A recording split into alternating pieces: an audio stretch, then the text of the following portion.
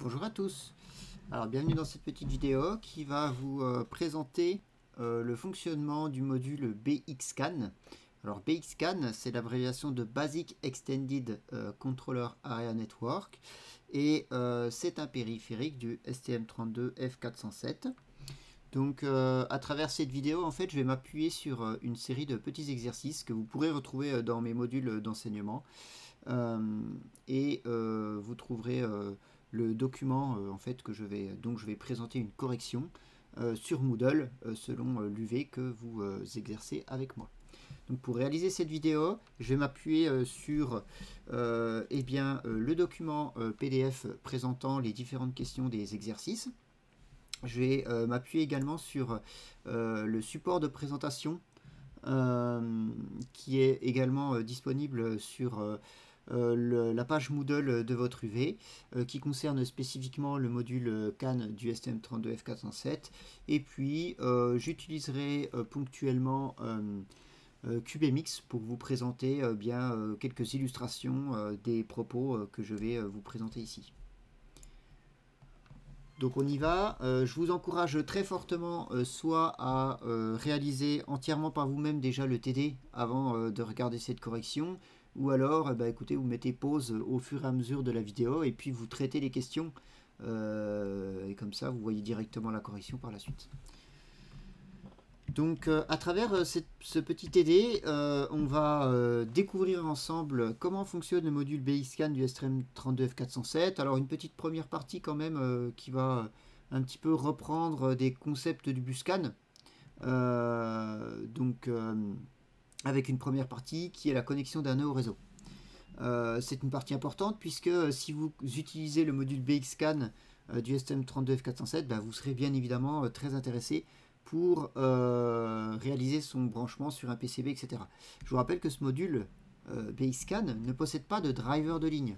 Ce qui veut dire, si je prends par exemple le support de cours, que les deux broches qui sont par défaut PA11 et PA12, qui sont ici, en fait sont des entrées et des sorties. Donc RX pour la réception, ça va être configuré comme une entrée et TX comme une sortie. Et celle-ci fonctionne en 0, 3,3 volts. D'accord? Ce qui veut dire que 0 fait 0 volts et 1 fait 3,3 volts, puisque le STM32F407 est un microcontrôleur 3,3 volts. Alors, également, je viens de vous dire que CAN RX c'est une entrée et CAN TX c'est une sortie. À la grande différence de CAN H et CAN L, CAN High, CAN Low, qui eux sont les deux signaux que l'on a sur le bus CAN, et c'est une mesure différentielle qui est effectuée à partir de ces signaux pour déterminer le bit dominant et le bit récessif, donc 0 ou 1. Et les tensions mises en jeu ne sont pas les mêmes que ici. Nous avons donc besoin de ce qu'on appelle un driver de ligne pour pouvoir utiliser le STM32F407, le connecter sur le bus CAN. Et pour ce faire, c'est l'exercice ici que je vous propose. En regardant la documentation du STM32F407 et du driver MCP2551, on va compléter le schéma ci-dessous pour assurer la connexion au bus CAN du microcontrôleur en mode high speed. Donc comme je vous l'ai dit, il va falloir utiliser, on va utiliser bien sûr le STM32F407, on va utiliser également le MCP2551 qui est donc un driver de ligne. Alors qu'est-ce que c'est qu'un driver de ligne? Eh bien tout simplement un driver de ligne, ça va être un petit circuit qui va adapter les signaux 0, 3,3 volts en, là pour l'occasion c'est un driver de ligne CAN, donc en des signaux pour du CAN 2.0 high speed, ce qui est le cas de ce composant là, la MCP2551, ça va être CAN low 1,5 ou 2,5 volts et CAN high 2,5 ou 3,5 volts. Et puis après, je vais respecter la norme CAN qui propose une connexion avec un connecteur de type DB9. Enfin, il ne propose pas, elle impose certaines connexions ici, certains brochages afin de respecter la norme pour brancher CAN high et CAN low. Alors, Pour vous montrer un petit peu comment est-ce qu'on branche tout ça, ce que je vais faire, c'est que je vais m'appuyer sur un document. Hop, je vais juste aller le chercher le temps que je le charge.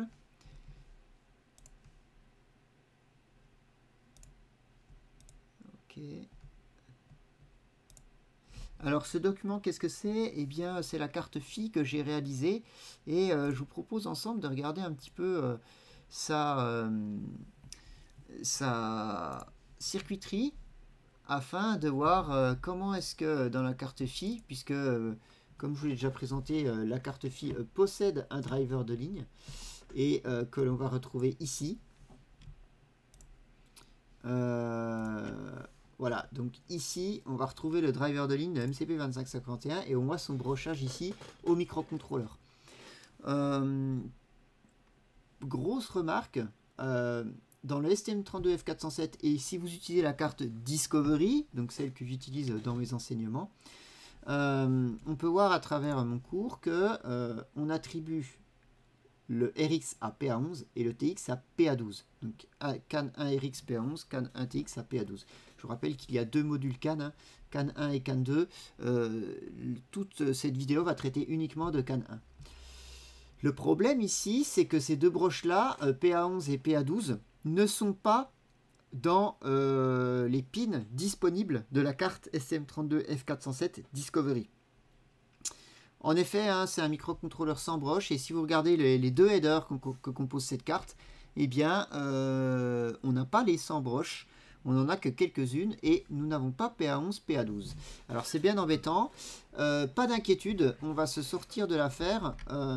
En fait, on peut utiliser des pins alternatives. En fait, on peut rediriger le CAN vers PB8 et PB9 et c'est ce que je vais faire ici, que je vais vous présenter après. Et c'est ce que j'ai fait dans le schéma électronique lorsque j'ai réalisé la carte PHY. Du coup, RX, ça sera PB8 et TX sera PB9. Donc je vous propose de faire ça dans notre correction. Alors, je vais juste prendre ici un petit screenshot pour pouvoir le dessiner un petit peu plus proprement sur OneNote. Voilà. Ok, on va agrandir un petit peu ça, voilà. Alors, voilà ce que je vous propose. Ici, on va utiliser, donc, on a dit PB8 et PB9. Donc, on va les retrouver ici, là-haut, là, PB8, PB9. Donc, ici et là. Donc, on dira que PB8, comme on le voit dans le schéma électrique, ici, PB8 est bien le RX du STM32 et PB9 est bien le TX du STM32. On va juste les annoter pour ne pas oublier. Donc ici, c'est CAN 1 RX et ici, je vais avoir CAN 1 TX. Ok. Alors, très simplement, ces pins-là, il suffit de les relier hop, sur le TX et le RX du composant. Pas de croisement ici, hein. Pas de TX en RX, RX en TX. Hein. Donc on ne croise pas ici. Alors, attention quand même à ce que je viens de faire. On voit dans le schéma électrique que je n'ai pas fait tout à fait cela. Ici, vous avez vu, j'ai mis des résistances de 4,7 ohms. Donc si, hop, d'ailleurs il faut les mettre. Hein. Ici, deux résistances de 4,7 kΩ. Alors pourquoi ces deux résistances? Eh bien parce que le MCP2551, si vous avez regardé sa datasheet, lui on doit l'alimenter en 5 volts et vous le voyez ici. Hein. Ici j'ai une alimentation en 5 volts, on va tout de suite le dessiner sur la correction. C'est sur les broches 3 et broche 2. Hein. Donc VDD ici, hop, on va le mettre à 5 volts et VSS ici, je vais le mettre à la masse. Et en fait, j'ai un petit souci qui n'en est pas vraiment un, puisque le composant gère ça, en fait. Qui est le suivant. En fait, le composant est alimenté en 5 volts, mais ici, je viens de vous dire que mon microcontrôleur fonctionne en 0,33. Donc ici, je vais avoir des signaux variant entre 0 et 3,3, et ici également. Du coup, pour limiter l'appel de courant sur le micro ici, voilà pourquoi je mets des résistances de 4,7 kΩ. Et on pourrait se poser la question, oui, mais comme le composant est alimenté en 5 volts, va-t-il être compatible avec ses entrées et sorties qui sont en 3,3? Oui, il l'est. Donc il n'y a pas de souci là-dessus. Le RS qui est un restart, alors malheureusement, non pas malheureusement, c'est arbitraire, j'ai choisi cela. Ici, on va le mettre à la masse. Du coup, le composant MCP2551 sera toujours alimenté, toujours en fonctionnement, pardon. Cette broche RS, elle est intéressante si jamais vous voulez économiser un petit peu d'énergie sur votre carte. Vous pouvez très bien la relier à une sortie ici du microcontrôleur et du coup vous pourrez piloter le MCP2551 en mode on-off, c'est-à-dire que vous pourrez complètement le déconnecter. Vous pourrez déconnecter CAN H, CAN L en appliquant un 1 sur cette broche là. Du coup, à vérifier dans sa datasheet, mais lorsque vous appliquez un 1 ici, donc vous déconnectez, vous déconnectez du bus, et il me semble que sa consommation est réduite. Alors ensuite, tout simplement, vous le voyez, les broches 6 et 7, donc la brochette c'est CAN high et la broche 6 c'est CAN low, sont connectées à 2 et 7. Ici du connecteur DB9. Avec la broche 2 du DB9 qui est CAN L et la broche 7 qui est CAN high. Donc on va se mettre comme ceci. La broche 2 ça va être CAN L et la broche 7 ça va être CAN high ici. Et donc bien après ceci je peux le faire transiter, c'est ma connexion sur le bus CAN en fait. Je remarque également que VREF je n'utilise pas, alors ici je ne l'ai pas connecté. Ne le mettez pas à la masse, parce que si vous mettez ceci à la masse, en fait, il va prendre la tension de référence comme la masse. Et donc après, il ne va plus être capable de voir les 0,33 et les interpréter ça comme des 0,1 ici. Donc laissez-le bien dans l'air, ceci, si vous n'utilisez pas de tension de référence particulière. Voilà pour cette première question. Comment est-ce qu'on fait pour connecter donc le STM32F407 à un driver de ligne et puis à un connecteur DB9.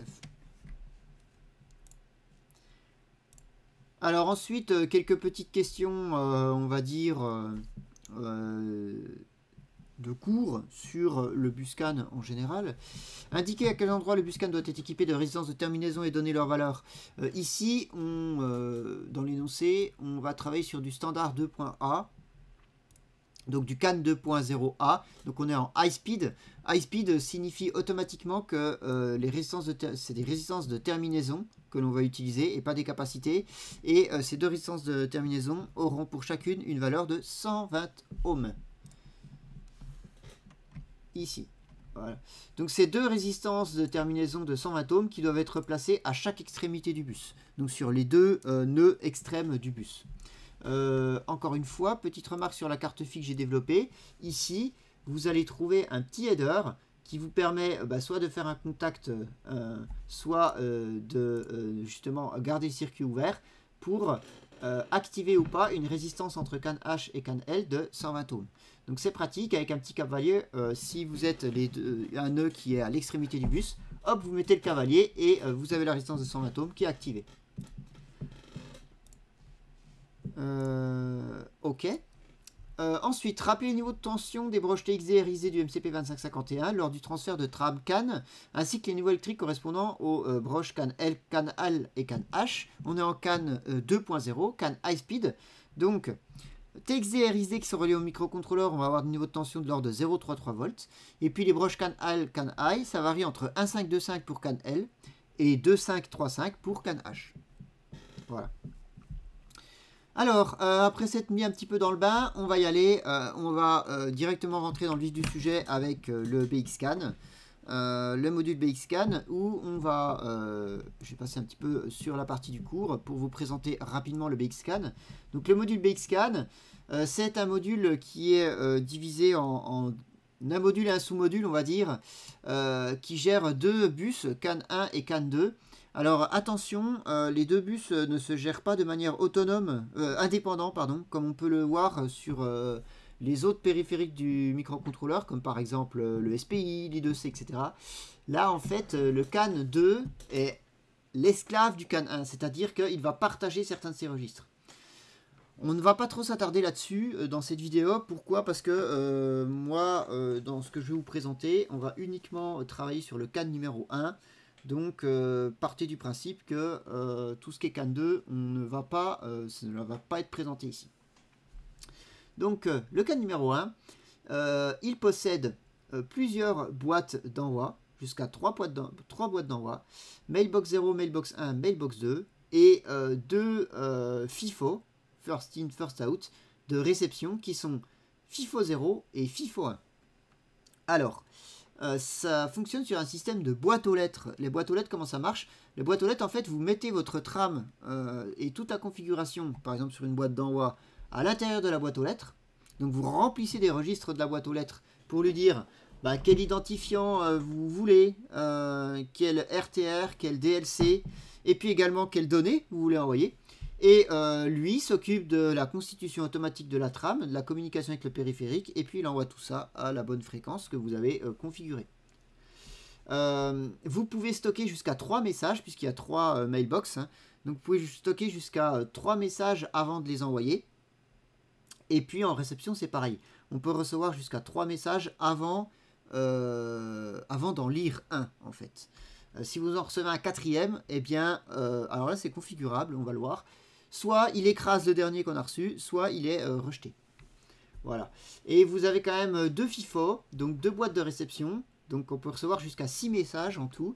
En fait, la différence entre les boîtes de réception qu'on appelle FIFO 0 et FIFO 1, c'est exactement les mêmes, sauf que les filtres d'acceptance qui y sont associés, vous pouvez les configurer pour certaines et pas d'autres. Je vous fais un exemple. Les filtres d'acceptance, en fait, vont permettre de filtrer les identifiants pour ne choisir que les identifiants qu'on reçoit. Sur le Buscan, il y a beaucoup de trames qui passent. Tous ne nous intéressent pas. Par exemple, si moi je suis intéressé juste par les identifiants 0x00f et 0x00e, par exemple, eh bien je vais dire, tous les identifiants 0x00f, ils vont aller dans le FIFO 0. Donc à chaque fois qu'il y a une trame qui passe avec un identifiant 00f, hop, cette trame va arriver dans la mailbox 0, si bien sûr il n'y a pas d'erreur. Et je peux configurer l'autre FIFO pour recevoir que les 0x00e. Et donc, comme ça départage les deux. Bien sûr, je peux également configurer pour recevoir et le F et le E dans le FIFO 0. Hein. Voilà. Donc voilà comment fonctionne un petit peu tout ça. Et bien sûr, tout ce périphérique, vous le comprenez assez rapidement, fonctionne à travers des registres, toute une série de registres. Il y en a un bon paquet pour le CAN que j'ai regroupé ici dans ce document. Alors je ne l'ai pas dit au début de la vidéo, je crois. Ce document, en fait, ce sont des extraits de la datasheet que j'ai copié et collé ici. Ceux qui sont les plus intéressants pour le Buscan, avec quelques lignes d'explication et des petits exemples. Donc je vous encourage à lire entièrement ce document avant de répondre aux différentes questions. Alors on y va. On voudrait configurer tout d'abord le bit timing. Donc qu'est-ce que c'est que le bit timing? Le bit timing, c'est le moment où on va prélever l'information. C'est-à-dire, c'est le temps d'un bit, hein, si je peux le dire. Un petit peu comme ça. Donc on va déterminer les différents paramètres des registres de configuration du bit timing pour définir la configuration suivante. Et on va se placer dans le cadre où APB1 est à 168 MHz. Alors pourquoi APB1 à 168 MHz? Eh bien parce que, hop, et là je vais prendre CubeMX pour faire ça. Quand je vais dans la clock configuration ici, j'ai le STM32F407 est basé sur une matrice de bus, et cette matrice de bus va alimenter certains périphériques. Et il se trouve que le périphérique CAN 1 est relié à APB1. Donc APB1 Peripheral Clock, qui est ici de 42 MHz, c'est la valeur que je dois prendre comme la clock du périphérique CAN. Donc tous les calculs que je vais faire doivent être basés, qui nécessitent une fréquence du périphérique. Eh bien je vais prendre cette valeur-là. Pour l'exemple dans le TD, j'ai choisi de vous montrer, de prendre la valeur, 168 MHz. Ok. Alors, qu'est-ce qu'on veut? On veut un bus avec un baud drive de 250 kbps par seconde, et puis on va choisir BT1 à 6 TQ, BT2 à 3 TQ et 1 TQ saut de resynchronisation. Donc TQ, c'est l'abréviation de Time Quantum. Alors, et puis après, on se replacera en mode normal. Donc, une petite parenthèse là-dessus. Hop, on va prendre ce support de cours et puis on va aller voir un petit peu ce que c'est que ce bitiming. Le bitiming, en fait, vous l'avez ici. Donc, qu'est-ce que c'est que le bitiming? Donc, le bitiming, c'est le moment où on prélève l'information. Donc, on va parler de nominal bit time. Qu'est-ce que c'est que le nominal bit time? Le nominal bit time, c'est le temps d'un bit. C'est le temps que dure un bit. Quand je vois une trame qui fait 1, 0, 1, le 0 là, c'est le temps qu'on va imposer sur le bus, la valeur 0. Okay. Donc ça, c'est ce qu'on appelle le nominal bit time. Et le nominal bit time, on en a une représentation graphique ici. On le découpe en 3 segments. Alors vous trouverez dans la littérature des fois un 4e segment qui s'appelle le segment de propagation. Ici, il est dans le STM32, le segment de propagation, il est inclus dans ce segment-là, qui est le segment de synchronisation. Donc le segment de synchronisation, c'est 1 TQ. Toujours. Sa durée, c'est 1 time quantum. Et ensuite, vous avez 2 segments qui sont configurables. Alors on les appelle dans la littérature phase segment. Ici, dans la datasheet, il s'appelle bit segment. Donc BS1 pour bit segment 1 et BS2 pour bit segment 2. Donc ça, c'est le temps d'un bit. Donc imaginons qu'on a un 0, par exemple, qu'on écrit 1, 0, 1 sur le bus. Eh bien, là, on avait 1, on va passer à 0, et ici, hop, plus tard, on va remonter à 1. Voilà. Donc là, on a 1, là, on a 0, là, on a 1. J'ai zoomé un peu sur la trame. Le temps à partir d'ici jusque là, c'est ce qu'on appelle le nominal bit time. D'accord? C'est le temps qui est représenté par ici. Dans le nominal bit time, qu'est-ce qu'on doit voir? On doit voir forcément, si on change de valeur, c'est-à-dire là on est passé de 1 à 0, automatiquement à l'intérieur de ce nominal bit time, on doit voir le front, c'est-à-dire le passage du 1 au 0. Et ce passage du 1 au 0 doit obligatoirement se faire pendant le segment de synchronisation. Et ensuite, ces 2 segments-là, en fait, sont intéressants que par le point entre les deux. Ici, eh bien ici, c'est l'instant précis où mon microcontrôleur, il va lire l'information. Il va aller regarder sur CAN A et CAN F. Le MCP2551 va prendre CAN A et CAN F, va le transformer en 0,33 volts. Et lui va aller lire cette information, donc sur le CAN 1RX du coup, à ce moment précis. D'accord? Et ce moment, en fait, il est configurable. On peut le décaler un peu dans le temps, un peu à gauche, un peu à droite, etc. Et c'est ce qu'on appelle le sample point. Et le sample point, il est défini comment? Eh bien, par BS1 et BS2. Si je connais le temps ici en nombre de TQ, eh bien, le point ici, c'est le nombre de TQ total divisé par 1 plus BS1. Petit exemple. Imaginons que ici, j'ai... on va reprendre un petit peu... Ouais, non, il n'y a pas forcément... Ici, j'ai 5 time quantum. Ici, j'ai 4 time quantum. Mon nominal bit time fait 1 plus 5 plus 4, c'est-à-dire 10 time quantum. Et le sample point se trouve à 6 sur 10. D'accord? Donc 6 dixièmes du nominal bit time. En fait, ça fait 60%. Je dis que je prélève l'information à 60% du nominal bit time. Ça, c'est ce que vous retrouverez beaucoup dans la littérature. Alors après, que choisir pour BS1 et BS2? Parce que moi, je vous les ai donnés dans mon énoncé. Mais le jour où c'est que vous vous retrouvez à faire tout seul, quand vous choisissez ça? En fait, on ne choisit pas des valeurs fixes. Ici et là. Ce que vous allez retrouver, c'est plutôt, moi, j'aimerais bien avoir un sample point à 50%. Moi, j'aimerais bien avoir un sample point à 70%. Alors, la valeur qu'on aime bien prendre, c'est 75%. Cette valeur-là est souvent utilisée. Et en fait, cette valeur, elle va même varier en fonction de la vitesse de communication. Vous trouverez dans la littérature ou sur Internet des des ABAC qui vous donnent les pourcentages de sample point par rapport à la vitesse. Quand vous êtes à 1 mégabit ou quand vous êtes à 250 kilobits par seconde. Ok, moi, on va pas trop se casser la tête. À retenir cette petite formule-là, puisque ça, en fait, est fonction du nominal bit time. Et le nominal bit time, qu'est-ce que c'est? C'est 1 sur la fréquence du bus. Plutôt, on va mettre la vitesse. La vitesse du bus en bits par seconde. Et en fait, la vitesse du bus ici, elle est de 250 kilobits par seconde. Donc, le nominal bit time, c'est 1 divisé par 250 000. Et donc, vu que mon nominal bit time ici fait 10 TQ, bah 10 TQ, c'est égal à 1 sur 250 000. Et c'est ce qu'on écrit ici. Et ici, en fait, on multiplie le 250 000 ici par une valeur qui est là. On multiplie le 1 divisé par 250 000 par une valeur qui est là. Et cette valeur-là, eh bien, c'est ce qu'on configure, en fait.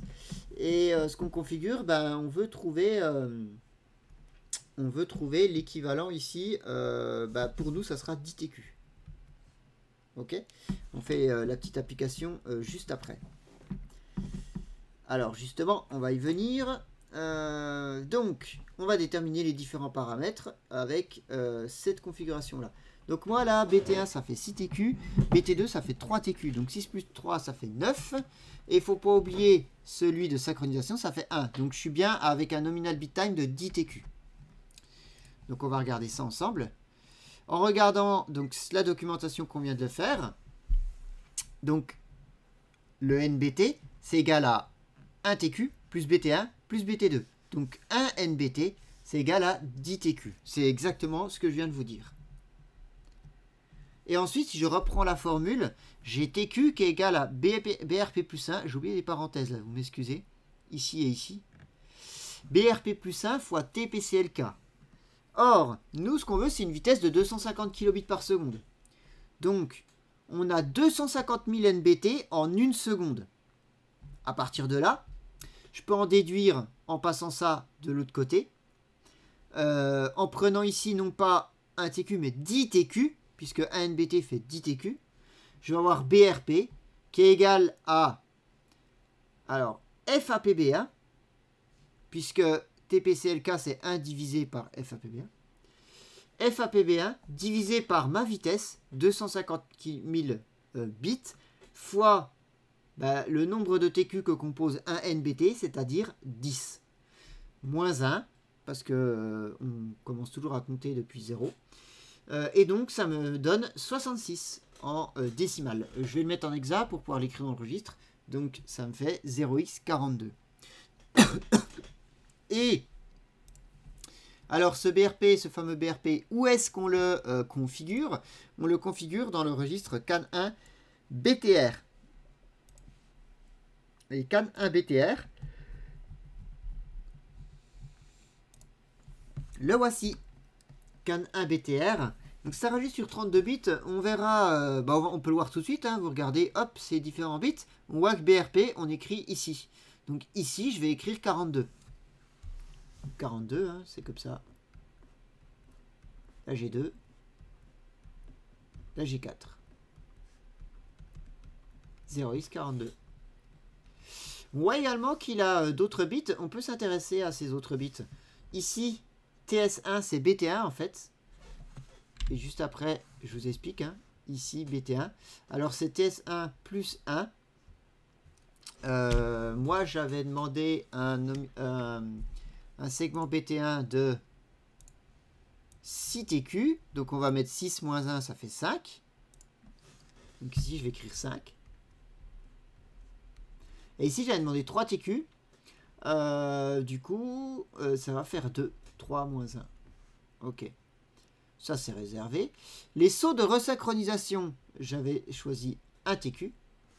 Et puis, ici, alors, il y a différents modes de fonctionnement. Moi, j'avais écrit dans l'énoncé que je mettais en mode normal. Donc, 0 ici. Vous regarderez dans le cours, je vous ai expliqué ce que c'est que ces modes de fonctionnement. Donc, on va mettre 0 et puis 0. On ne se met pas en mode loopback. en TP par exemple, je vous demanderai de vous mettre en mode loopback. Et donc voilà, on sait configurer ce registre-là. Et ce registre-là, hop, voici la config que je vous propose. 0x00250042 qui correspond à strictement ce que j'ai écrit dans l'énoncé. Ok, alors maintenant qu'on sait ça, intéressons-nous un petit peu à ce bit timing.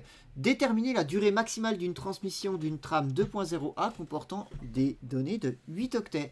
Alors pour ce faire, il faut reprendre la slide que vous avez en cours sur le bus CAN et compter le nombre de bits.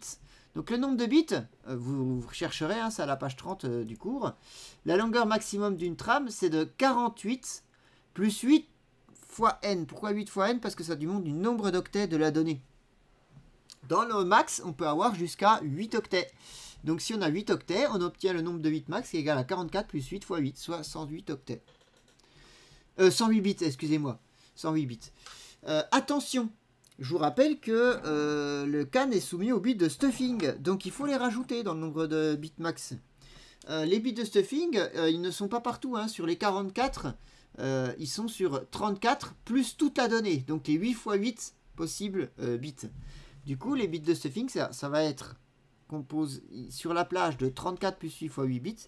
Et je vous rappelle que comment marche les bits de stuffing, c'est quand j'ai 5 bits de la même valeur, le prochain est automatiquement, il y a un bit qui est ajouté, de la valeur inverse. D'accord? Alors on va se placer sur un plan qui est faux en pratique. On va partir du principe que la trame vaut que des 0 ou que des 1. Ce qui est totalement faux en vrai. Puisque la DLC, par exemple, ce 8 octets, elle sera pas de 0, ok? Ou que des 1. Mais bon, allez, on va partir du principe que on va prendre là, vraiment le max du max qu'on pourrait théoriquement avoir.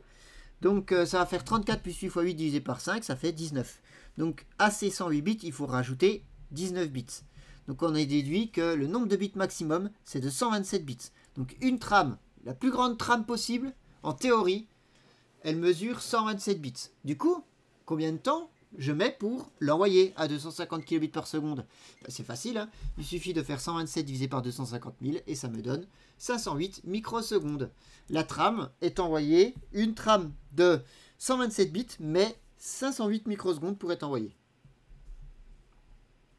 Du coup, il y a un truc intéressant à faire, j'aime bien faire cet exemple-là, qui est de déterminer le débit utile maximal en octets par seconde dans le cas de cette config. Donc imaginons qu'on n'envoie que des trames de 127 bits. Qu'est-ce qui est utile dans ces 127 bits? Ce qui est utile, c'est la donnée. Et la donnée, elle est codée en octets. Et donc là, on en a 8. Donc 8 fois 8, 64. Donc il n'y a que 64 bits sur les 127 qui sont utiles. Du coup, si on s'amuse à calculer le débit utile, ça fait 64 divisé par 0,000508, hein, 500 microsecondes. Ça fait 125 984 bits par seconde. Ou encore, si je le mets en octets, donc je divise par 8, ça fait 157... oui, si je divise par 8, ça fait 157 048 octets par seconde. Et si je passe en kilo-octets, je divise par 1024, ça fait 157,37 kilo-octets par seconde. C'est pas beaucoup, hein, par rapport au 1 mégabit ou 250 kilobits qu'on avait à la base. Donc voilà un petit peu pour cette histoire de bit timing. Maintenant, je vais arriver sur quelque chose de très très très important, qui est la configuration du filtrage des messages. Alors, pour ce faire, je vais devoir aller un petit coup dans le cours, vous montrer ça. Et je vais prendre la toute dernière page, parce qu'en fait, dans la toute dernière page, ça résume un peu tout. Pardon, je ne vais pas me mettre comme ça, sinon je ne vais pas pouvoir utiliser mon stylet. Alors, cette page-là, elle vous résume un petit peu tout ce que vous pouvez faire avec les filtres d'acceptance. Les filtres d'acceptation en français. Donc, il y a 4 possibilités. Il y a déjà 2 modes de fonctionnement. Il y a le mode qu'on appelle masque et le mode qu'on appelle liste. Alors, qu'est-ce que c'est qu'un filtre d'acceptation? On va plutôt partir par là. Un filtre d'acceptation, c'est regarder l'identifiant de la trame qui arrive et décider si oui ou non elle nous est intéressante. C'est-à-dire décider si oui ou non on va la récupérer dans le microcontrôleur. Donc on va le récupérer forcément avec ce que je vous ai montré tout à l'heure dans une boîte aux lettres, un FIFO ou pas.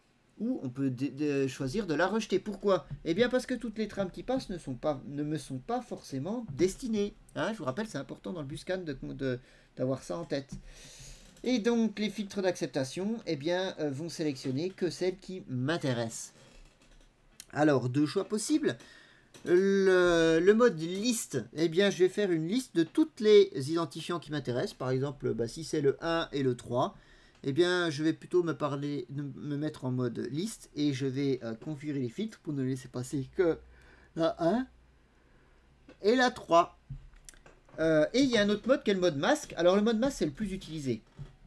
Il est utile pourquoi? Parce que généralement, quand vous achetez un capteur, un actionneur, il n'envoie pas une trame, il n'envoie pas un identifiant, il en envoie plusieurs. Et ce que font les constructeurs, c'est qu'ils choisissent des identifiants qui se suivent.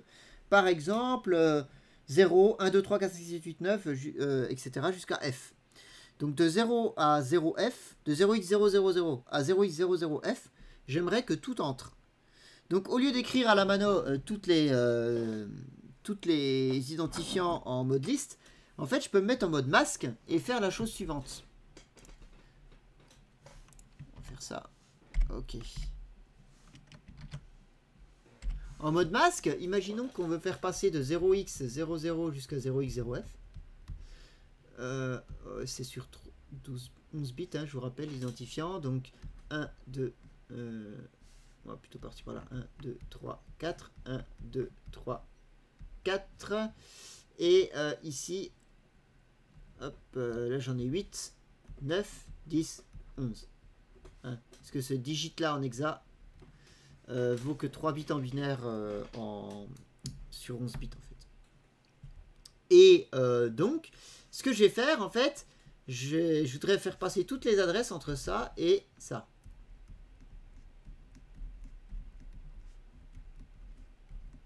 Donc imaginez toutes les adresses ici, il y en a 16. Et en fait, ce qu'on remarque, c'est que ici, si je sépare là et là, on remarque que ici, quelles que soient les adresses, imaginez une adresse entre 0 et F, n'importe laquelle, vous trouverez toujours cette partie-là qui est à 0. Et donc en fait, on va mettre en filtre une de ces adresses. Alors généralement, on prend la plus faible, la 0 ici.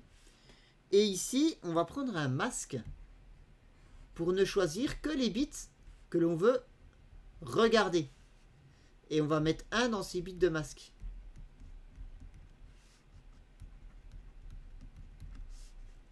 Et ici, je vais mettre je vais mettre des 0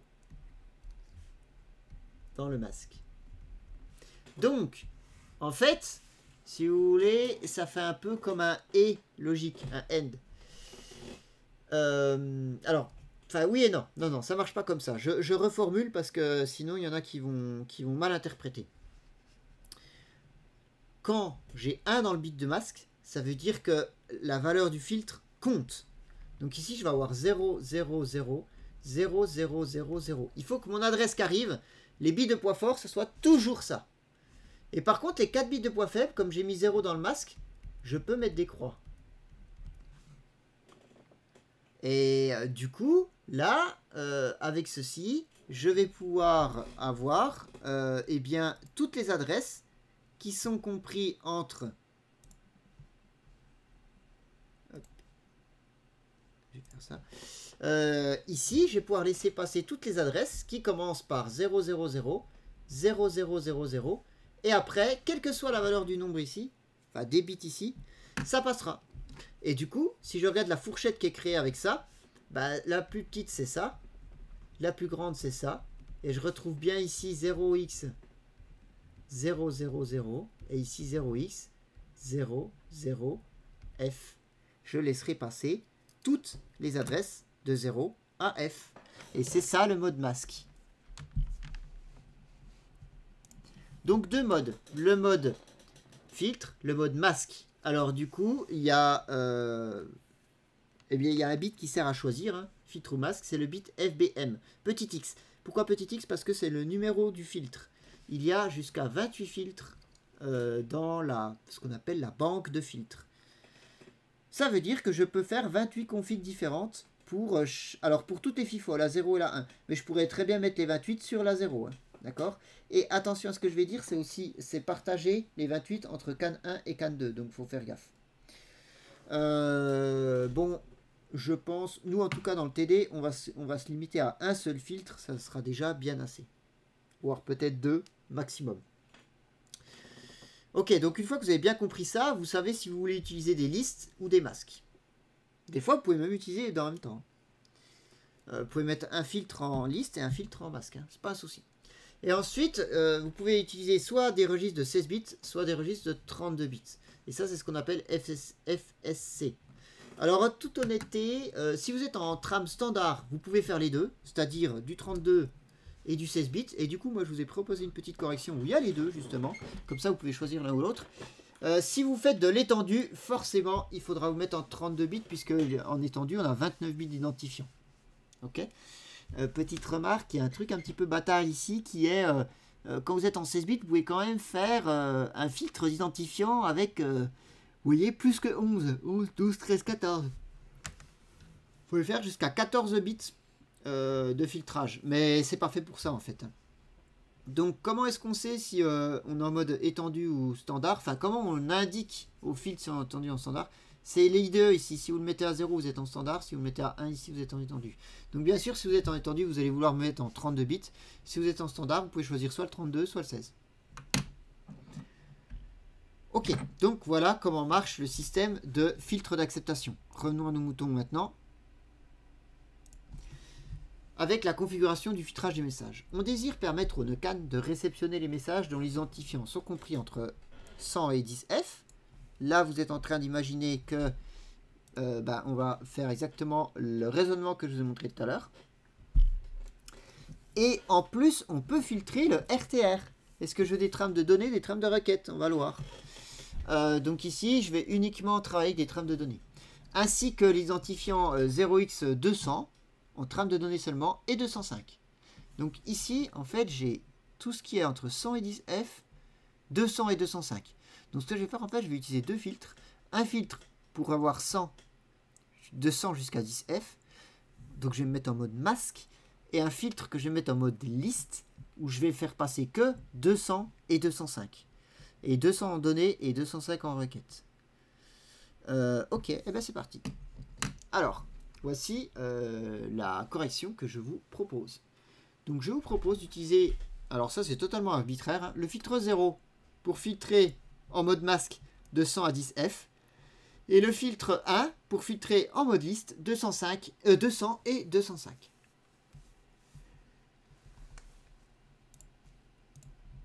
Dans le cours, vous trouverez tous les registres qui s'affairent au filtre d'acceptance. Donc ils sont ici, ils sont assez nombreux. Je vais vous laisser les regarder bien en détail, c'est très important pour pouvoir comprendre ce que je vais dire maintenant. Ok, allez, on y va. Donc, la première chose à faire, c'est que les filtres, il y a un système, on ne peut pas les modifier comme ça à la volée. Parce qu'imaginez que mon bus est en train de fonctionner, mon bus scan est en train de fonctionner. Je ne peux pas les changer comme ça. Il faut d'abord les rentrer dans un mode qu'on appelle le mode de configuration. Et pour faire ceci, je vais tout d'abord aller voir le registre qui s'appelle FA1R. Donc, il est dans le support de cours que je vous ai donné. On va aller le chercher ensemble. FA1R, le voici. Donc FA1R, c'est pour activer ou pas les filtres. Je vous ai dit qu'il y avait 28 filtres, du 0 jusqu'au 27. Je vous ai dit que nous, on en utilisait 2, le 0 et le 1. Vous comprenez donc que je vais aller activer ou désactiver ces filtres. Alors, quand on part du début, quand on configure, on part du principe que ça, il y a peut-être déjà une config dedans. Et c'est peut-être déjà activé. Donc, je vais les désactiver. Donc, en les mettant à 0 avec un masque E. Ces deux bits-là. Donc, celui-là et celui-là, je vais les forcer à 0. Pourquoi? Parce que je les désactive, je les configure et je les réactive. Ensuite, il faut, pour pouvoir les configurer, demander de passer en configuration. Et pour ce faire, c'est le registre juste avant, qui s'appelle FMR. FMR sert à deux choses. Ici, juste un bit. Quand je vais le passer à 1, je serai en mode initialisation et donc je pourrai modifier tout ce que je veux. Et quand je le mets à 0, là je suis en mode run et donc je ne touche plus au filtre. Donc ça, je le passe en 1 pour activer les filtres. Pour activer, pardon, le mode initialisation par les filtres. Petite remarque, il y a également des bits ici pour le CAN 2. En fait, je vous ai dit tout à l'heure que les filtres étaient partagés entre le CAN 1 et le CAN 2. C'est le nombre, enfin, c'est pas le nombre, c'est les numéros à partir duquel je sépare CAN 1, CAN 2. Par exemple, si je mets ici 28, eh bien, les 28 filtres seront au CAN 1. Et si je mets par exemple 10 là-dedans, eh bien, les filtres 0 à 9, 0 à 10 ou 0 à 9 0 à 10, excusez-moi, seront pour le CAN 1 et de 11 à 27 seront pour le CAN 2. Ok. Donc moi, ce qui m'intéresse ici, c'est uniquement cela. Ça ne m'intéresse pas parce que je n'utilise pas le CAN 2. Donc, je vous montre déjà la solution, ouais, avec le mode 32 bits. Donc pour le mode 32 bits, je vais déjà devoir, avec le registre FS1R, choisir mes deux filtres. Donc le filtre 0 ici, le filtre 1 ici. Je vais choisir si je les utilise en mode 16 bits ou 32 bits. Donc ici, dans un premier temps, dans la correction, une première correction, je vais avoir un mode 32 bits. Je vais mettre 2,1 ici. Donc voilà pourquoi je fais un masque OU avec 3. Alors, ensuite, on configure si on veut du mode liste ou du mode masque. Et ça, c'est FM1R. Voilà. Donc FM1R, j'utilise soit en 0 au mode masque, soit en 1 le mode liste. Alors moi j'ai dit que le 0, j'allais le mettre en mode masque. Donc je vais mettre un 0. Et le 1, je vais le mettre en mode liste. Je vais mettre un 1 ici. Les autres, j'y touche pas parce que je les configure pas. J'en ai pas besoin. Donc le 0, je mets le filtre 0, je mets un 0 pour dire que je suis en mode masque. Et le filtre 1, je mets un OU avec 2, donc je mets un 1 pour dire que je suis en mode liste. Voilà. Alors, ensuite, il y a deux boîtes de réception. Il y a la FIFO 0 et la FIFO 1.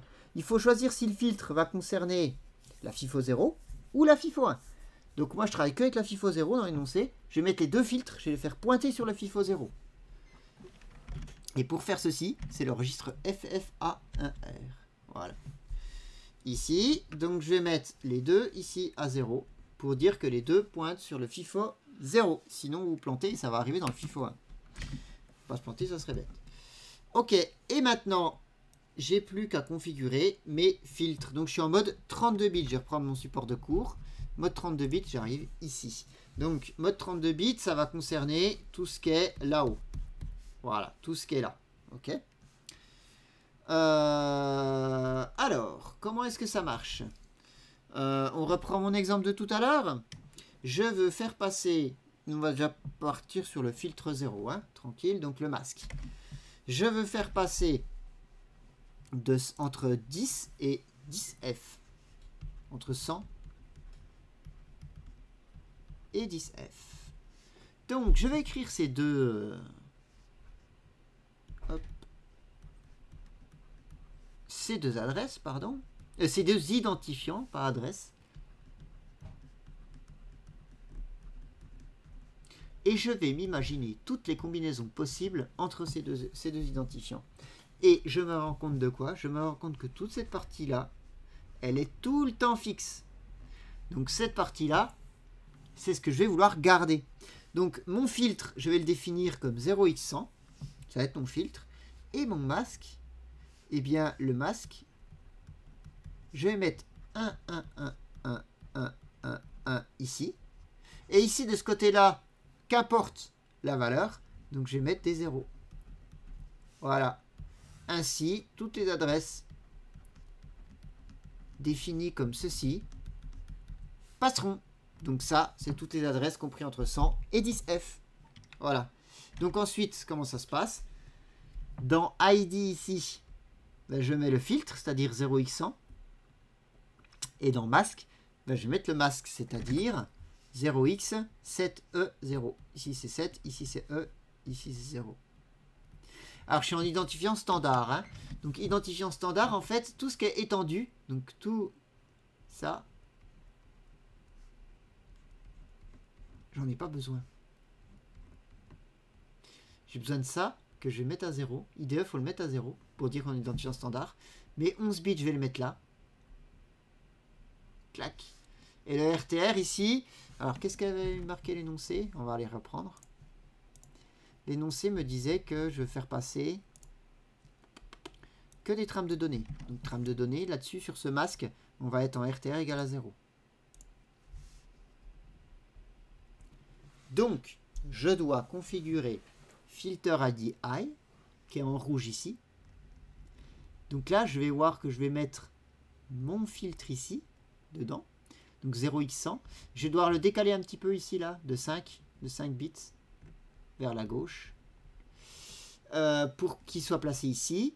Dans le filtre low, bah, je peux mettre que des 0. Il n'y a pas de souci, hein, ça va me mettre IDE à 0, RTR à 0. Dans le masque high, je vais devoir mettre 7E. 7E0 que je décale de 5. Et dans le masque low, eh ben, je peux mettre que des 0. Je m'en moque. Hop. Non, pas que des 0. Ici, je vais devoir mettre un 1 quand même pour laisser passer que le RTR à 0. On y va.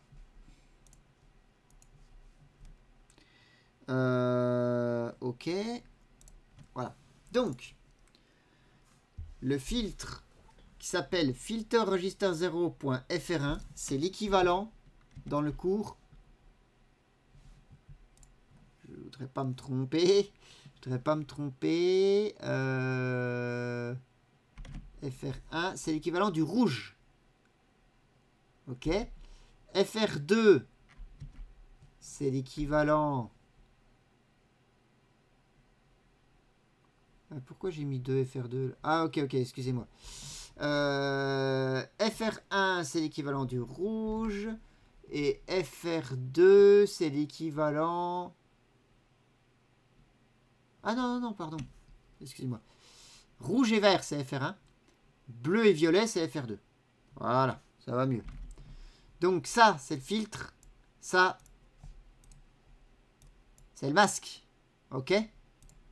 Donc, rouge et vert, 30, ça forme 32 bits. Parce qu'on est en 32 bits, on n'est pas en 16 bits. Donc, 32 bits. FR1, c'est toute la ligne du dessus. FR2, c'est toute la ligne du dessus. Donc, pour FR1, je vais mettre le filtre. Donc, ici, j'ai besoin de uniquement mettre ça ici. Donc, je vais me décaler. Donc, ici 5, mais ici, j'ai 16. Donc, 16 plus 5, ça fait 21. Donc, je vais écrire mon filtre qui est 0x100 et je le décale de 21. Et pour le masque... Eh bien, j'ai 7F0 et je le décale de 5. Donc ça, c'est pour laisser passer le mode masque. Donc c'est pour se laisser passer de 100 à 10F. Ensuite, en mode liste, je suis ici. Eh bien, j'écris directement l'adresse. Donc là, vous voyez, hein, j'ai une adresse, une deuxième adresse. Donc tout simplement, une première adresse, donc... on a dit que c'était 200. Donc je laisse passer 200, je le décale de 21. Et dans FR2, je laisse passer 205, je décale de 5. Et j'oublie pas FR2. FR2 ici, je voudrais mettre le RTR ici. Hop là. Et l'IDE qui sont là. Oui, c'est bon. Je voudrais passer en RTR égale à 1 parce que l'énoncé me demande... Hop, ici. Voilà. D'avoir que des trames de requête. Et je vous rappelle que trame de requête, c'est RTR égale à 1. Donc ici, j'ai tout simplement mis RTR égale à 1 en prenant 1 et en faisant un masque OU avec 2. Ok? Et voilà comment je configure mes filtres d'acceptation. Ça, c'est pour 32 bits. Je vous refais la même démo, mais en mettant 16 bits. Donc, bien sûr, hein, vous choisissez soit l'un, soit l'autre. Hein. Moi, c'est juste pour que vous ayez bien compris. Donc, on va repartir sur le même principe, c'est-à-dire filtre 1, on le met en liste. Donc ça, je ne représente pas. Filtre 0, on le met en masque. Mais tout au début, FS1R. Hop, on va remonter dessus. Qui est en dessous, du coup. FS1R. Voilà, ici.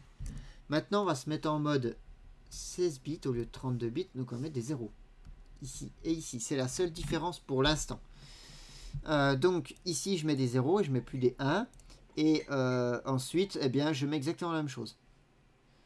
Donc le filtre 1 en liste, le filtre 0 en masque. Alors, comment ça marche? Bah, presque pareil. Si vous avez compris le premier, vous allez vite comprendre le deuxième. Je retourne hop, sur mon petit dessin. Je vais effacer un petit peu toutes les annotations que j'ai mises. De toute façon, maintenant, on va se trouver ici. Donc, on va être dans cette zone-là en 16 bits. Hein. Et dans cette zone-là, eh bien, on travaille qu'avec du standard. Vous avez vu? Donc, c'est presque plus facile. Hein. Vous mettez ici l'identifiant. Ici, le RTR. Et l'IDE, on le mettra à 0. Donc, ID masque, FR1, FR2. Donc, FR1, ici. Et FR2, ça va être ceci, FR2. Moi, j'ai besoin de qu'un filtre et un masque. J'en ai pas besoin de deux. Donc, en fait, ici, en mode masque, j'en ai pas besoin. D'accord? On utilisera FR2 que pour l'ID, ici. Donc, pour mon filtre 0, ici, j'utilise que FR1. Donc, je prends 100 que je décale de 5. Donc, pour me retrouver ici, hein, je décale de 5. Pourquoi? Parce que 1, 2, 3, 4, 5. Donc, je me retrouve bien avec 100 qui est ici. Hein? Donc, je suis bien dans mon adresse. Donc, ça, c'est le filtre. Et pour le masque, je fais pareil. Sauf que, comme ici, c'est un registre de 32 bits, il est dans la partie haute. Hein, il est dans Filter Mask ID, Filter ID I, ici. C'est le... pardon. Qu'est-ce que j'ai fait? Ici. Le masque, il va être là. J'ai besoin de le mettre, de reprendre la même chose, mais je le décale de 16. Et puis c'est bon. Parce que j'avais dit que c'était des trames de données ici. Ça, c'est pour le masque. Pour le list, donc c'est le filtre 1. Donc vous voyez ici que j'ai mis un 1. Je prends 0x200, je le décale de 5. Je prends 0x205, je le décale de 5, décalé de 16, pour mettre une première ID là, une deuxième ID là. Hein, on voit bien n plus 1. Et puis, je vous rappelle que la 205, je dois laisser passer que les requêtes. Donc là, le RTR, dans la 205, ici, le RTR, je vais le mettre à 1.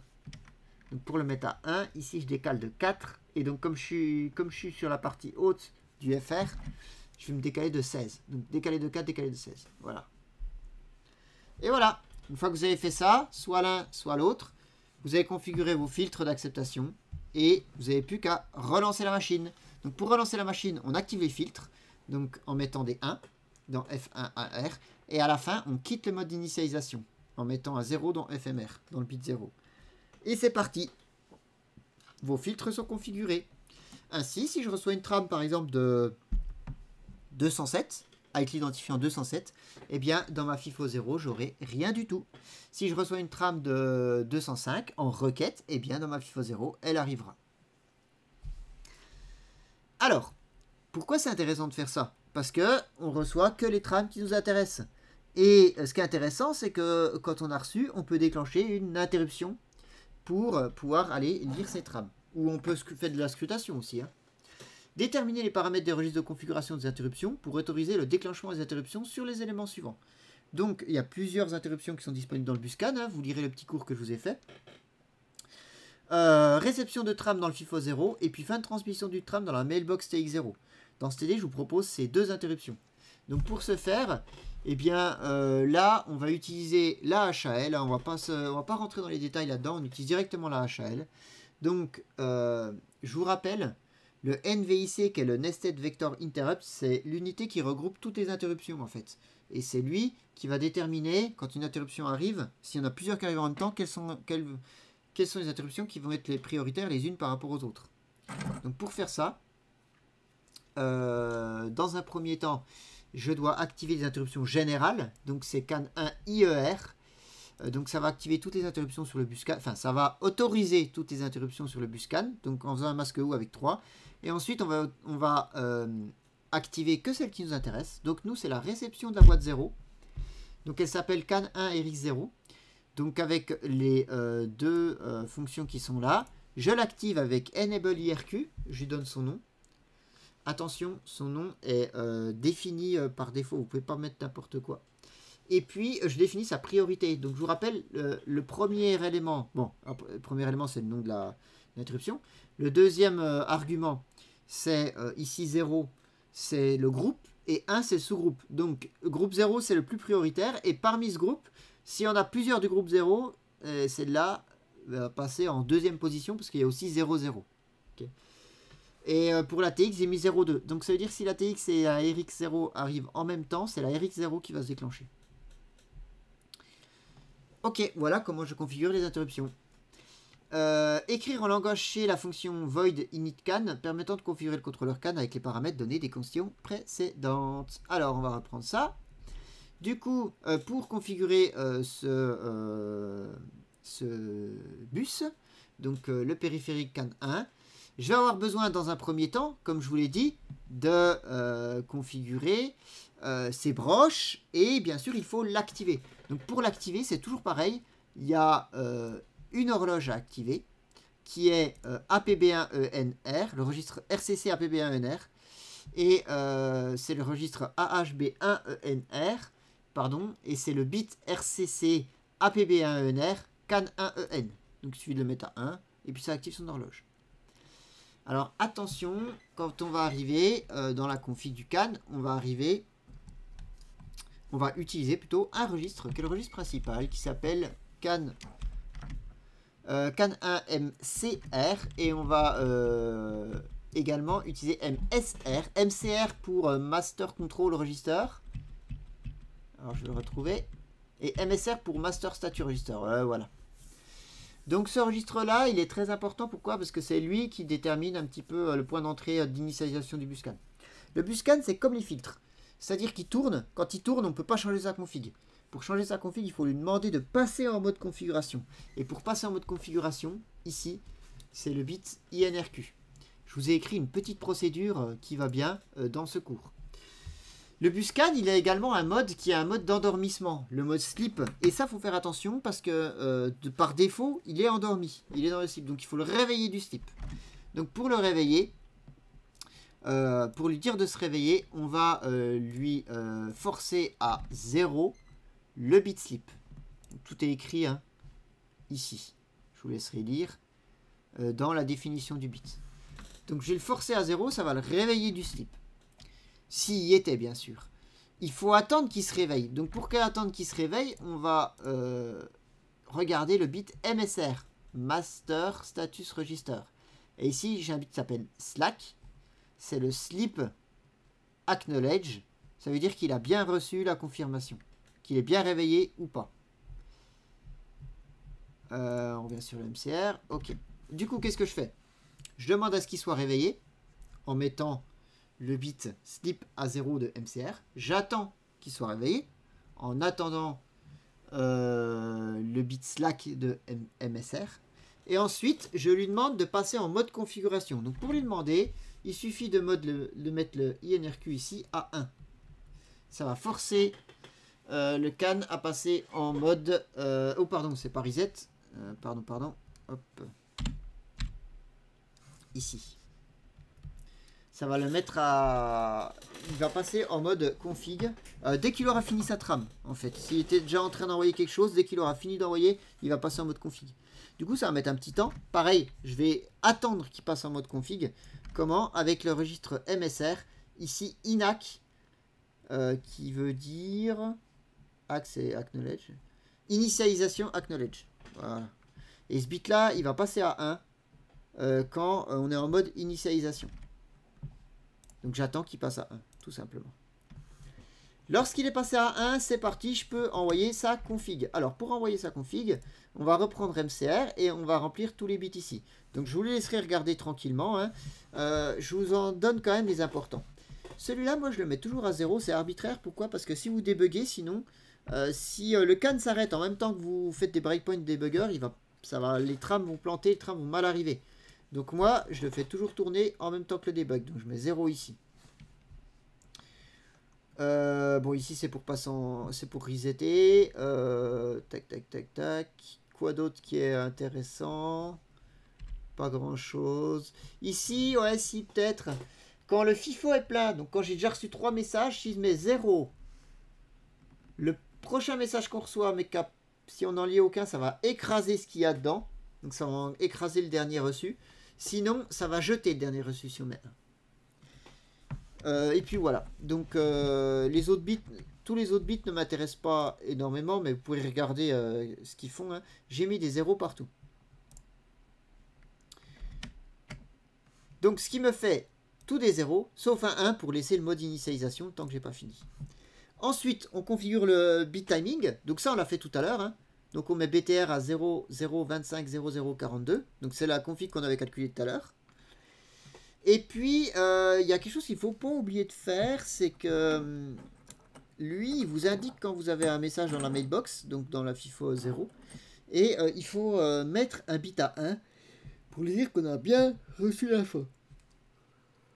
Et ce bit, c'est RF0R, RFOM, qui est dans le registre RF0R. Donc je le force à 1 pour le remettre à 0. Donc là, la boîte de réception, elle est considérée comme vide. Donc si je reçois une trame, paf, je vais pouvoir le savoir. J'active mes interruptions, mes différentes interruptions hein, qu'on a vues. Et puis après, bah, je demande le passage en mode normal. Donc j'éteins le bit INRQ là, Initialization Request. J'attends avec le bit INAC que je sois repassé à 0. Donc j'attends d'avoir quitté la config. Et puis là, alors ça vous pouvez le faire hors config. Hein, vous n'êtes pas obligé de le faire en mode config. Je vais configurer tous mes filtres. Donc comme j'ai fait précédemment. Ok. Une fois qu'on a fait ça, on a presque fini, mais on n'a pas fini. Il ne faut pas oublier quelque chose. Il ne faut pas oublier de configurer. Hop, ici. Ici. Les deux broches. Les deux broches ici, je le fais avec QBMix. Par exemple, si je veux activer le CAN. Hop, j'active le CAN. Je vois par défaut, il me met 11 et 12. Moi, je veux 8 et 9. Donc, je viens cliquer ici, CAN 1 ATX, CAN 1 RX. Vous voyez qu'il va me le déplacer automatiquement. Hop, vous avez vu qu'il l'a déplacé. Et voilà, donc cette opération-là, là, je le fais avec QBMix. Ça va générer automatiquement, ça va générer du code automatiquement. Moi, si je le fais moi-même avec ma vraie librairie, je ne dois pas oublier de le faire. Donc, comment? Je vais activer la clock sur les GPIO-B. Je vais choisir la pin 8 et la pin 9. Je vais la mettre en mode alternate function, push-pull. Pas de résistance de pull-up. La fréquence de commutation, j'ai mis very high, mais ça n'a pas vraiment d'importance. Et puis, je vais relier sur CAN 1. Donc là, ça va relier PB8 et PB9 sur le CAN 1. Et puis, c'est la fonction GPIO init qui réalise tout ceci. Voilà. Et voilà, j'ai terminé ma configuration de tram, du module Basecamp. Je suis donc prêt à envoyer et recevoir des trams. Et envoyer et recevoir par interruption. Eh ben, on y va. Émission de trame. Pour faciliter la manipulation des messages échangés par le bus CAN, on définit une structure et un type de données propre au message CAN. Alors, je vous propose ceci. C'est quand même beaucoup plus simple et je vous propose de l'appliquer en TP également. Donc, cette petite structure, en fait, comporte plusieurs champs. Et puis, c'est les champs de la trame. Donc, on va retrouver l'ID standard, le RTR, l'ADLC et puis un tableau d'octets. Donc, pour avoir les données de 8 octets max. Alors, vous pouvez rajouter des choses. Il pourrait être bien de rajouter, par exemple, IDE pour savoir si on est en standard ou en étendu. Vu qu'ici, le TD est en standard, j'ai laissé comme ça. Mais si vous travaillez en étendu, ça serait bien. Et puis, du coup, si vous travaillez en étendu, vous allez rajouter un deuxième int 16 qui ça va s'appeler EXTDID. Pour la partie étendue de l'identifiant. Les 19 autres bits. Les 18 autres bits, pardon. Puisque là, il y en a déjà 11. 18 plus 11, ça fait bien 29. Il est ainsi possible de déclarer des variables du type canFrame, avec cette structure-là, hein, par exemple canFrame, canMessage. Donc on va s'écrire une petite fonction en C qui envoie une trame et qui prend en paramètre cette canFrame pour pouvoir l'envoyer. Eh bien allez, c'est parti. Alors, première chose qu'on fait, on doit choisir une boîte d'envoi. Donc l'énoncé me le dit, hein, l'énoncé me dit on va utiliser la boîte d'envoi TX0. Donc j'ai TX0, TX1, TX2, hein, si je veux. Donc je vais utiliser TX0. Alors, ma fonction va renvoyer, alors elle va renvoyer un 0 à 1, un booléen. Bon là j'ai déclaré en int8 parce que int1 n'existe pas dans le microcontrôleur. Et la plus petite division possible d'une case mémoire, c'est par 8. Et puis, ça renvoie, alors je sais plus, 1 si j'ai bien fait la chose, 0 si j'ai pas pu envoyer. Du coup, la première chose qu'on fait, c'est que, vu qu'on travaille avec des boîtes aux lettres, la boîte d'envoi, on reste si elle est libre. Donc la première chose, c'est de regarder si la mailbox est empty, elle est libre. Donc ça, c'est le registre TSR, pour Transmit Status Register. Là, encore, il est, hop, là-dedans. Ici, voilà. Vous avez plusieurs, hein, ça correspond aux différentes boîtes. Et le bit qui nous intéresse ici, ça va être...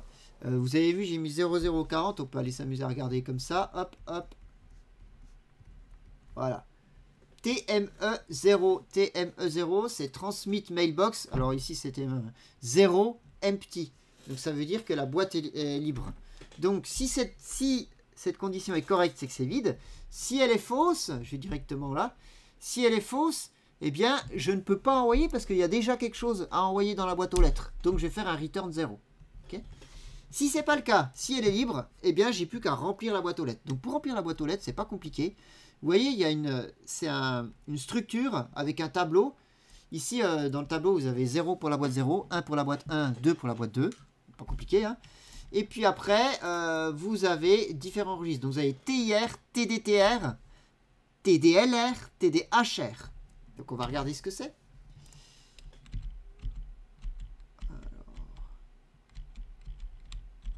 On va remonter un petit peu. Où c'est qu'ils sont les envois? Ça doit être après les fils d'acceptance. Voilà. Alors, TIR, le voilà. TDTR, TDLR, TDHR. On va commencer par TIR. TIR, c'est intéressant. TIR, je vais pouvoir mettre le RTR, l'IDE et mon ID.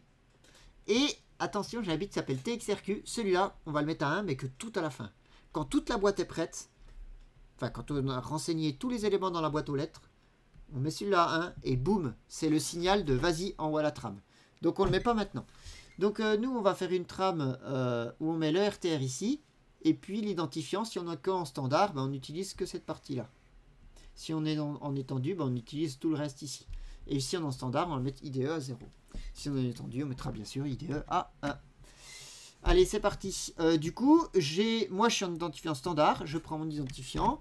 Et pour le mettre ici, hop, ben, je le décale de tout ça. C'est-à-dire de 21 bits ici. Donc je le décale de 21.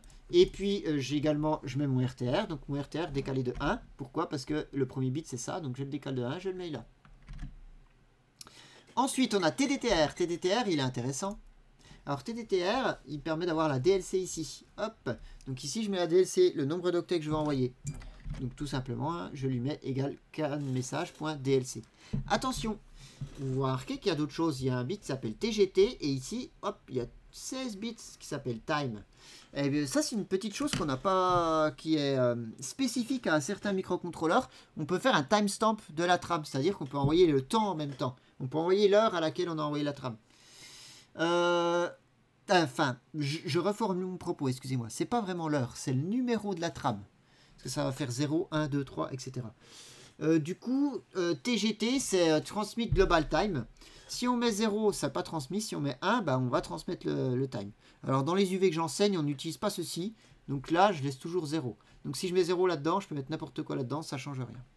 Donc, voilà pourquoi je ne remplis pas ce champ. Mais vous pouvez être intéressé pour l'envoyer. Et puis après, qu'est-ce qui manque? Donc, j'ai fait l'identifiant, le RTR, la DLC. Bah, il me manque les données, en fait, à envoyer. Et les données, c'est dans TDLR par paquet de 8. Hein. Donc là, il y a 32 bits à chaque fois. Donc 1, 2, 3, 4 octets. Et TDHR pour 1, 2, 3, 4 octets. Ça fait bien 8 octets au max. Donc, bah voilà, comme je les ai remplis. Hein. TDLR, je remplis avec data 0. Ensuite, data 1 décalé de 8. Data 2 décalé de 16. Data 3 décalé de 24 pour faire ici, ici, ici et ici. Et pareil sur TDHR. Avec la data 4, data 5, data 6, data 7. Ok? Et donc, je peux envoyer jusqu'à 8 octets. Une fois que j'ai fait tout ça, ma mailbox, elle est prête. Elle connaît le message. Elle est prête à envoyer. Je peux lui dire, je peux appuyer sur le bouton envoi. Et ce fameux bouton, je vous l'ai montré tout à l'heure, c'est TIR. c'est le bit TXREC. TXREC, il suffit de le passer à 1. Je fais un masque O ici avec 1 pour pouvoir le passer à 1 et donc démarrer l'envoi de la trame. Et là, je fais un return 1. Et à ce moment-là, eh bien, la balle n'est plus dans mon camp. À ce moment-là, dès que le bus est libre, le microcontrôleur il va essayer d'envoyer la trame. Attention, s'il vous plaît, quand vous revenez de cette fonction, ne considérez pas que la trame est envoyée. C'est faux, elle n'est pas encore envoyée. Ça va mettre un certain temps avant de l'envoyer. Alors ce temps est très bref, certes, mais pendant ce temps, je peux faire autre chose dans mon code.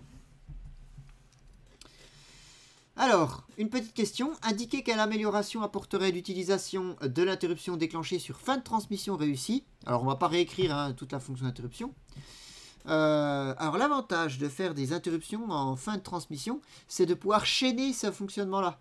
C'est-à-dire que la fonction d'interruption permet de pouvoir envoyer les trames les unes après les autres en optimisant le fonctionnement du périphérique. C'est-à-dire de ne pas attendre entre deux envois. Et si possible, au lieu d'envoyer tout le temps dans la 0, vous envoyez dans la 0, la 1, la 2, la 3. Comme ça, la 0 n'a pas fini, que vous avez déjà préparé la 1, etc., etc. Alors, maintenant, je vous propose de passer sur la dernière partie. On a vu un petit peu la config, l'émission. On va voir maintenant la réception. Donc, sur la réception, on va travailler en réception par interruption.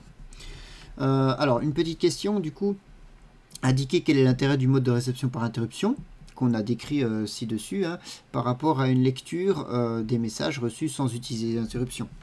Donc, là, c'est un petit peu le principe de toute interruption. La fonction d'interruption, elle ne permet de ne pas bloquer le programme principal, puisque on va détourner le programme principal pour aller déclencher l'interruption. Et si on ne faisait pas ça, on était obligé de faire une scrutation, d'attendre qu'une trame arrive, et donc forcément, eh bien, on bloque tout le programme. Alors, dans un deuxième temps, eh bien, on va écrire cette fonction d'interruption.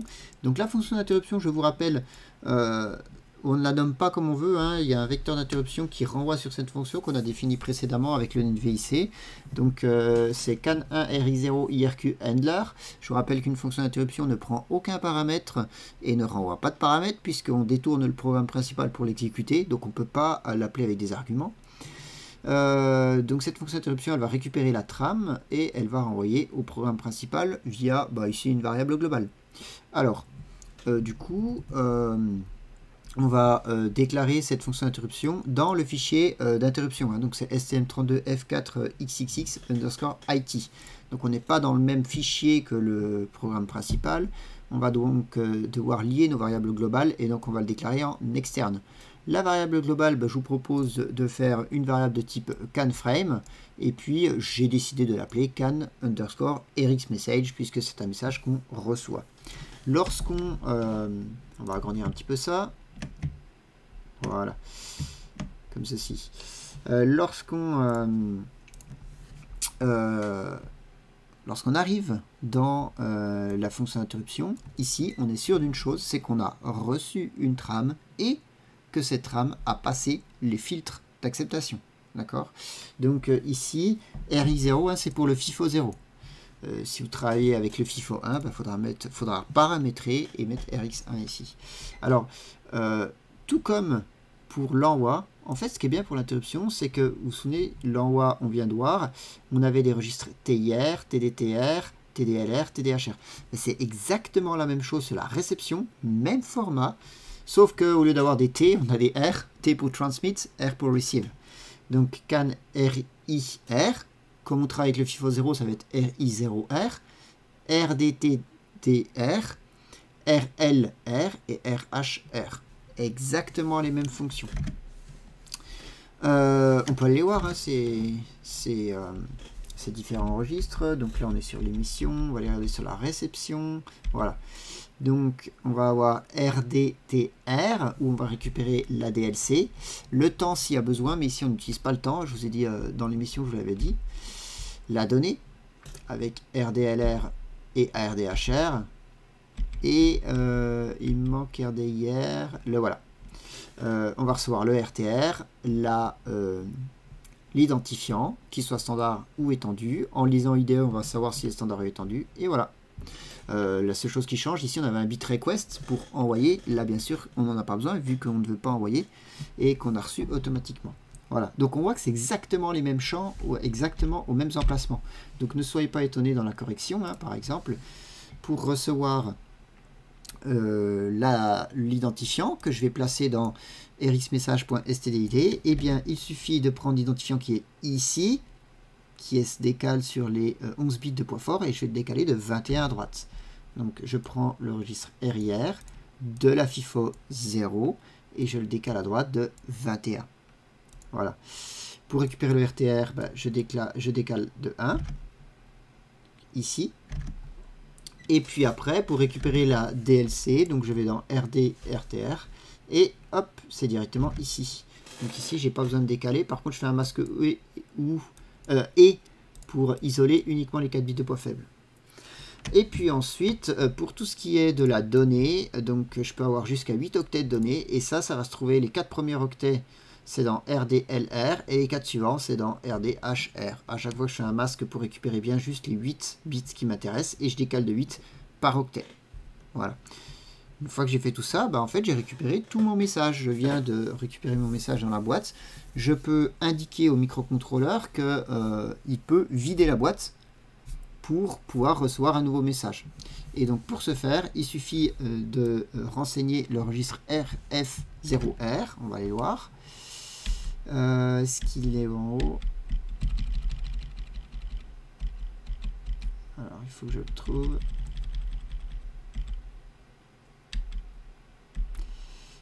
RFOR. Ah, il me semble que je ne l'ai pas là. Vous le regarderez dans le manuel référence. Donc RF0R, j'ai un bit qui me permet de reset la mailbox 0. Et c'est très important de faire ça. Donc je mets ce bit à 1. Il va reset et il va repasser tout seul à 0. Hein. Et c'est important de faire ça. Pourquoi? Parce que sinon, on n'indique pas à la mailbox qu'on a lu le message. Et donc, elle va rester avec le message en mémoire. Et ça va prendre une place dans la mailbox.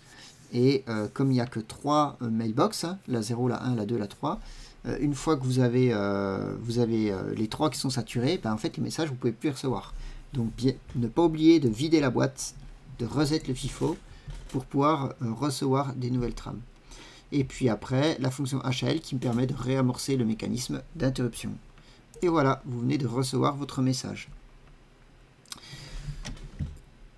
Hop, ça conclut ce TD. Donc dans ce TD, nous avons vu un petit peu les 3 parties, c'est-à-dire configurer le module BXCAN, puis envoyer des trames, et enfin pouvoir recevoir des trames.